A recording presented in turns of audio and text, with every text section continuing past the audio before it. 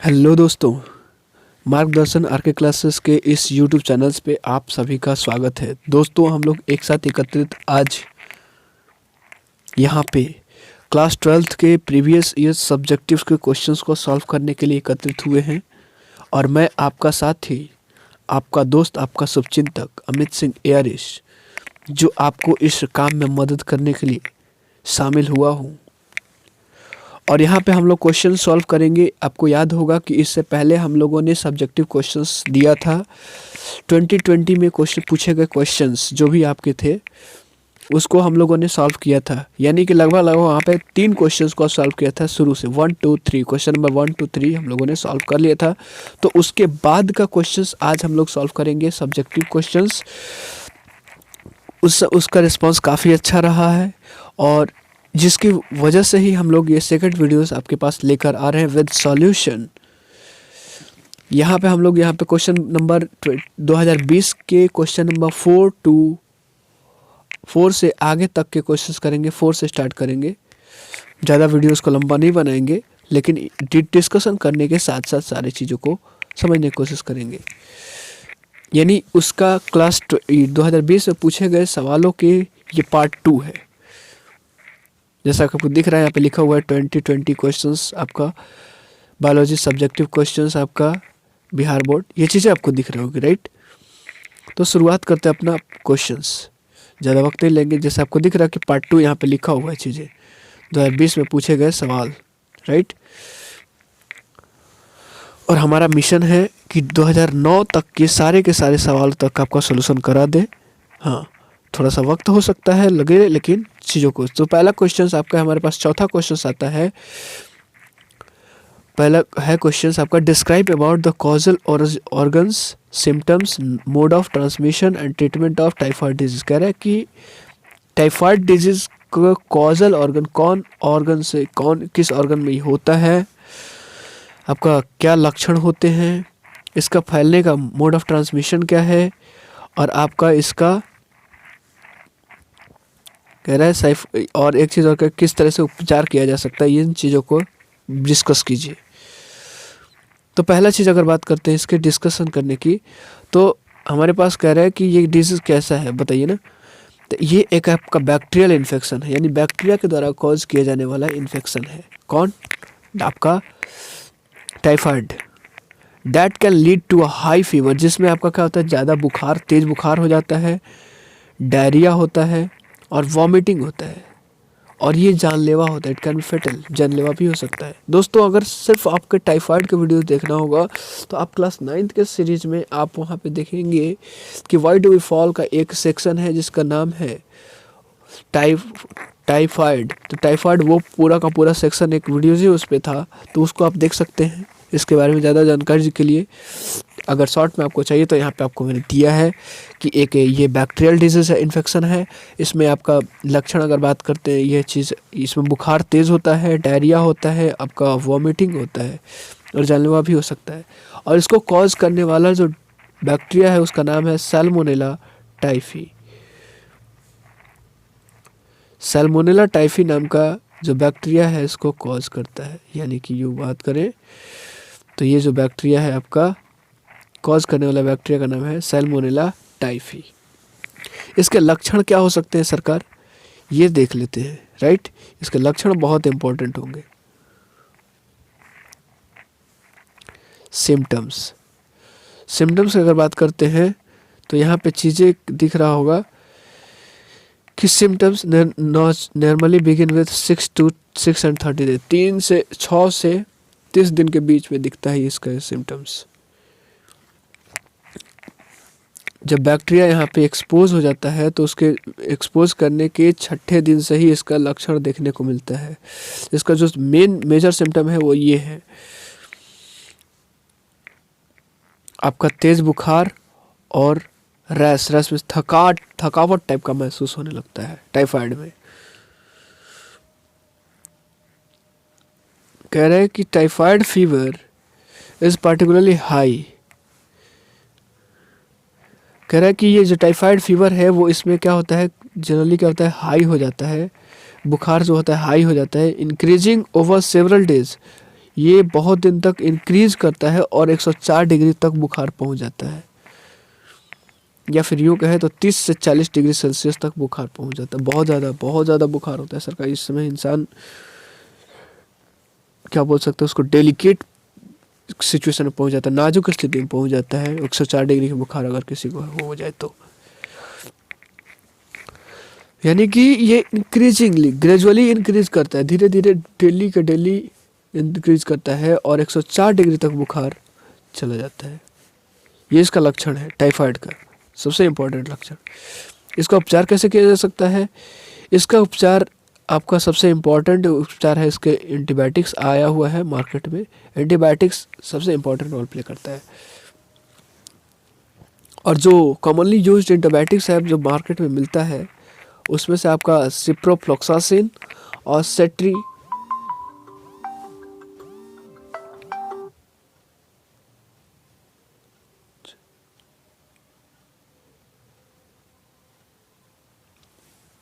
इसका ट्रीटमेंट क्या होता है? ये इसका जो सबसे ज़्यादा कॉमनली एंटीबायोटिक्स आया हुआ है बाज़ार में वो है आपका सिप्रोफ्लॉक्सासिन और दूसरा है सेफ्ट्रियाजोन। सिप्रोफ्लॉक्सासिन नॉन प्रेग्नेंट एडल्ट को दिया जाता है जो गर्भावस्था में नहीं होता है, और ये सबको दिया जाता है। बाज़ार में ये चीज़ आया हुआ एंटीबायोटिक्स है जो आपका टाइफाइड फीवर में आपका काम करता है। अगला क्वेश्चन हमारे पास है कि name 2 improved varieties of rice and wheat. Rice और वीट का 2 इम्प्रूव्ड वेराइटीज़ कीजिए जो ज़्यादा से ज़्यादा यील्ड देता है, जो ज़्यादा से ज़्यादा प्रोडक्शन देता है। तो राइस की बात करते हैं तो जाया और रत्ना चावल की ये प्रजाति है, और अगर वीट की बात करें तो एटलस 66, सोनालिका और कल्याण। आपने 2020 के ऑब्जेक्टिव्स अगर आपने देखे होंगे तो वहाँ पे ये क्वेश्चन आया है कि सोनालिका और कल्याण सोना किसके सबसे इम्प्रूव्ड वैरायटी है। डिजीज रेजिस्टेंट, यहाँ पे डिजीज बहुत कम होते हैं इन सारे में, क्योंकि ये चीज़ हाईली मॉडिफाइड करके बनाए जाते हैं, ये प्रोड्यूस किए जाते हैं सीड्स को।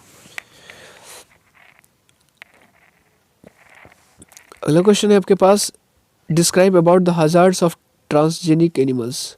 ट्रांसजेनिक एनिमल्स के खतरों के बारे में आप बताएं।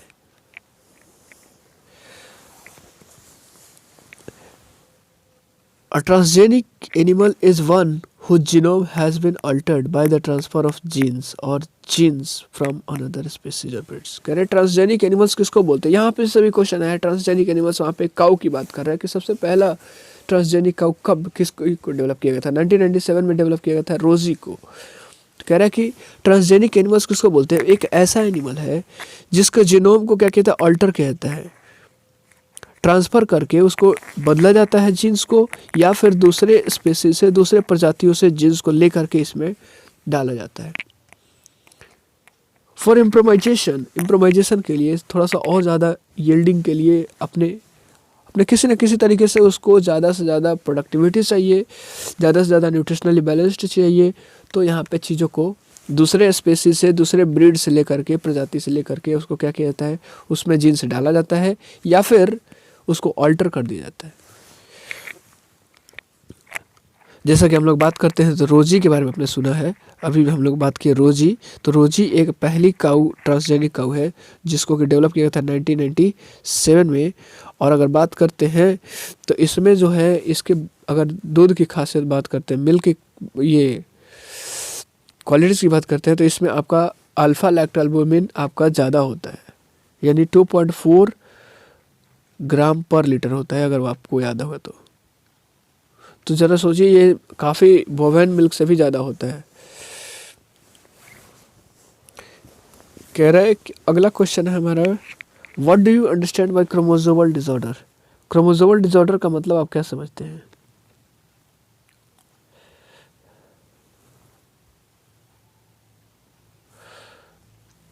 What do you understand by chromosomal disorder?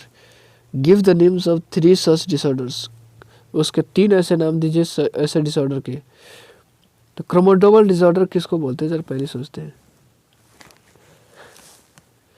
पहले से क्रोमोसोमल डिसऑर्डर आपका 2 तरह का होता है, एक न्यूमेरिकल और एक स्ट्रक्चरल, राइट? न्यूमेरिकल और स्ट्रक्चरल। न्यूमेरिकल डिसऑर्डर क्या होता है? जरा सुनिए।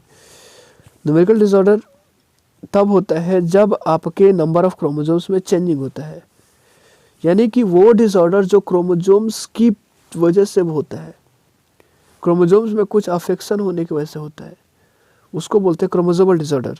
और न्यूमेरिकल क्रोमोसोमल डिसऑर्डर क्या है कि अगर आपके क्रोमोसोम्स की संख्या में अगर चेंज हो रहा है और वहाँ से अगर कोई डिसऑर्डर हो रहा है, कभी कोई डिजीज हो रहा है, तो उसको बोलते हैं न्यूमेरिकल डिसऑर्डर।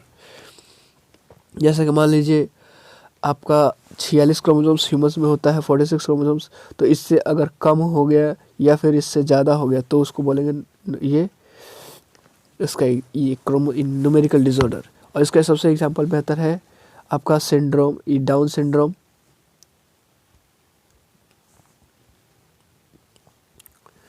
डाउन सिंड्रोम इसका एग्जांपल है ट्राइसोमी 18, ट्राइसोमी 13 और क्लिनफिस्टर सिंड्रोम, आपका XYY सिंड्रोम, टर्नर सिंड्रोम और ट्रिपल X सिंड्रोम। ये सारा का सारा चीज़ है किसका?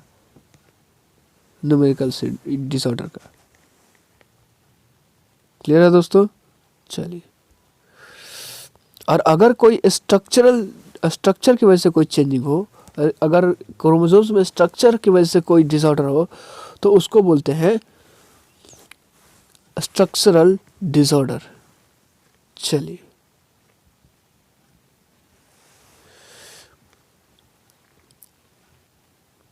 ये सारे के सारे चीज़ जो हम लोगों ने बात किया, Down syndrome, trisomy 18, trisomy 13, Klinefelter syndrome, और इसके बाद बात करते हैं XYY सिंड्रोम, आपका टर्नर सिंड्रोम, ये XY सिंड्रोम। ये सारा का सारा चीज़ आपका कहीं ना कहीं क्रोमोसोमल डिसऑर्डर है, अबनॉर्मलिटीज़ है।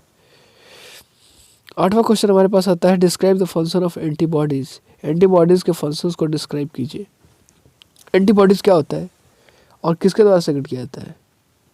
Antibodies are secreted into the blood and mucosa when they bind to and inactivate foreign substances. कह रहे एंटीबॉडीज का सेक्रेशन तब होता है ब्लड में, तब आपका सेक्रेट किया जाता है जब कोई आपका फॉरेन सब्सटेंसेस आ रहा होता है। मान लीजिए कोई बॉडी में फॉरेन सब्सटेंसेस आ गया, तो उसके साथ क्या होता है, ये बाइंड हो जाता है। कौन? एंटीबॉडीज़। क्या करने के लिए? ताकि उससे उसको यहाँ से गायब कर सके, उसको हटा सके, क्योंकि फॉरेन सब्सटेंसेस हमारे बॉडी के लिए बहुत ही खतरनाक साबित होते हैं, इसलिए उसके साथ ये क्या करता है, बाइंड कर जाता है, और ये ब्लड में और म्यूकोसा में सेक्रेट होता है। याद रखेंगे, antibodies are secreted into the blood and mucosa when they bind to and inactivate foreign substances such, जैसे कि पैथोजेंस आ गया, टॉक्सिन्स आ गया, तो इसको न्यूट्रलाइज करने के लिए चीज़ों को आता है। एंटीबॉडीज दूसरा फंक्शन है एंटीबॉडीज का, तो antibodies activate the complement system to destroy bacterial cells by lysis. Lysis करके बैक्टीरियल सेल्स को डिस्ट्रॉय करने में ये मदद करता है, कॉम्प्लीमेंट सिस्टम को एक्टिवेट कर देता है। यानी कि आपका बैक्टीरियल सेल्स में आपका छेद कर, उसके सेल वॉल में क्या करता है, होल्स करके उसको धीरे धीरे लाइसिस करने लगता है, डिस्ट्रॉय करने लगता है। तीसरी अगर फंक्शंस की बात करते हैं, तो एंटीबॉडीज फैसिलिटेट फैगोसाइटोसिस ऑफ ये फॉरेन सब्सटेंसेस। मैंने बोला ना सरकार कि इसका मेन मकसद होता है जो भी फॉरेन सब्सटेंस है उस पर आपके आके बैठ जाएगा और उसको किसी न किसी तरह से नुकसान करेगा। उसके बैक्टीरियल वॉल्स, अगर बैक्टीरिया आया है तो मान लीजिए, तो बैक्टीरिया के वो सेल वॉल में आपका होल्स कर देगा और धीरे धीरे उसको डिग्रेड करना शुरू करेगा, डिस्ट्रॉय करना शुरू करेगा। एक और फंक्शन कह रहा है कि फॉरेन सब्सटेंसेस को क्या करता है, फैगोसाइटोसिस का फैसिलिटी प्रोवाइड करता है उसको, और वहाँ के उसके सेल्स को क्या करता है, समाप्त करने लगता है, जिसको बोलते हैं ऑप्सोनाइजेशन। अगला क्वेश्चन हमारे पास है, 9th क्वेश्चन है, distinguish between theories of Lamarck and Darwin. Darwin और लामार्क के थ्योरी के बीच में आप डिफरेंशिएशन बताइए। तो पहला हम बात करेंगे लामार्क की, लामार्क का थ्योरी क्या है, उसके बाद बात करेंगे उनका। Lamarck theory of evolution was based around how organism change during their life time and then pass these changes into their offspring. Lamarck के इवोल्यूशन का जो थ्योरी था वो इस पे आधारित था कि किस तरह से ऑर्गेनिज्म अपने लाइफ टाइम के दौरान चेंज करते हैं अपने आप को, और वो जो इवोल्यूशन हुआ, जो चीज़ें डेवलपमेंट हुई उनमें, वो उसके ऑफ स्प्रिंग में पास कर किया जाता है। यानी कि एक ऑर्गेनिज्म आपका ग्रो किया, ये जन्म लिया, और वो जितने दिन तक जी रहा है उसमें अपने बॉडी में क्या इवोल्यूशन लाता है, क्या इवोल्यूशन होता है उसके बॉडी में, क्या चेंजिंग होता है, इन चीज़ों को कहते हैं, वो लमार कहते हैं कि वही यही चेंजेज को क्या करता है, वो अपने ऑफ स्प्रिंग में ट्रांसफ़र करता है, पास करता है। जैसे बात करते हैं, एक एग्जांपल यहाँ पे दिया हुआ है कि Lamarck believes that the giraffe had a long neck because its neck grew longer during its lifetime as it stretched to reach leaves in high up leaves, meaning that each generation of giraffe had a longer neck than previous generation। कह रहा है कि Lamarck का मानना था कि जो giraffe के पास लंबा नेक है, क्योंकि उसका नेक जो है अपने लाइफ टाइम के समय वो पत्तियों को तोड़ने के लिए, पौधों के पत्तियों को तोड़ने के लिए ऊंचे हायर ऊंचाई पे स्ट्रेच किया था, तनाव हुई थी, और जिसकी वजह से धीरे धीरे उसका नेक क्या होने लगा, बढ़ने लगा। और उनका मानना यही है कि यही चीज़ें जनरेशन आफ्टर जनरेशन, जिराफ के अगला जो जनरेशन होगा उसमें भी लंबा होगा और लंबा होता ही जाएगा, वो अब छोटा नहीं होने वाला है। यानी कि पहले वाले जनरेशन से अगले वाले जनरेशन में आपका क्या होगा, लॉन्गर नेक होगा जिराफ के। ये मानना था लामार्क का। डार्विन्स का थ्योरी क्या होता है? डार्विन्स का थ्योरी को नेचुरल सिलेक्शन कहते हैं, known as natural selection, believed that organism possessed variation. Each individual was slightly different from one another, and these variations led to some being more likely to survive and reproduce than others। कह रहा है कि Darwin के theory को हम लोग क्या बोलते हैं, नेचुरल सिलेक्शन बोलते हैं। और उनका मानना था कि ऑर्गेनिज्म जो होता है वेरिएशन को पोजेस करता है, वेरिएशन उसमें होता है, यानी कि हर इंडिविजुअल, हर एक इंसान में दूसरे इंसान से थोड़ा सा एक हल्का सा इवोल्यूशन होता है, यानी कि आपका चेंजिंग होता है, डिफरेंट होता है, अलग होता है एक दूसरे से। हर इंडिविजुअल अपने बगल वाले से क्या होता है, अलग होता है थोड़ा सा। और ये वेरिएशन जो है, यही वेरिएशन उसको फैसिलिटेट करता है कि आपके जनरेशन में क्या कर सकता है, सर्वाइव कर सकता है, ज़्यादा बेहतर तरीके से सर्वाइव कर सकता है अपने पिछले वाले जनरेशन से, और वो रिप्रोड्यूस भी कर सकता है आसानी से। Features that made an organism more likely to survive or reproduce are therefore more likely to appear to each generation। कह रहे हैं कि वो फीचर्स जो ऑर्गेनिज्म को सर्वाइव करने के लिए ये मजबूर कर सकता है, यानी सर्वाइव जिसकी वजह से कर सकता है, फिर रिप्रोड्यूस कर सकता है, वो अगले जनरेशन में दिखेगा।